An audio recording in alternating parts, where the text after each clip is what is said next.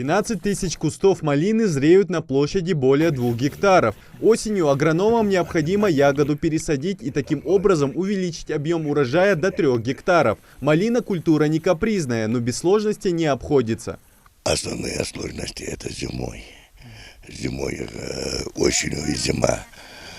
Когда осенью их разрезают, разрезать надо и срезать на уровне земли, уборка, там, очистка.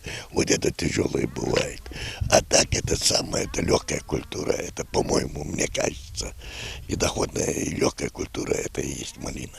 В КФХ Магомеда Кадзоева испробовали для посева разные сорта – польку, таганку, паланку, черкасский, местный ставропольский. Лучше всех прижилась полька и дала хороший урожай. Малину собирают через день, пропускать сбор нельзя, так как ягода сильно перезревает. Только за несколько часов работники КФХ сняли больше 40 килограмм спелой малины. Магомед Аздоев признается, процесс этот трудоемкий и требует большого терпения. Все время тебе надо или сидеть на четвереньках, или постоянно ходить, сутулиться.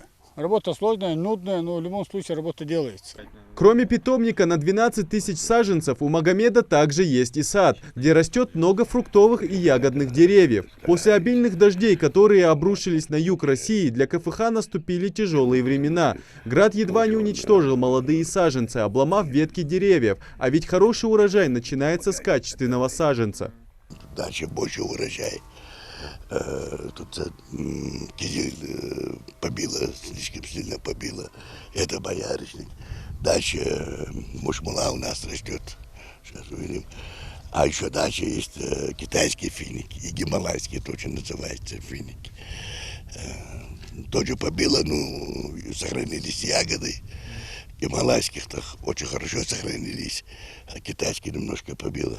В КФХ надеются, что в этом году их хозяйство даст урожай в 6-7 тонн. Малину ценили во все времена за ее вкус и полезные свойства и использовали не только как продукт питания, но и как целебное средство против простуды и для повышения иммунитета. Идрис Ижиев, Асхаб Белакиев, Новости 24.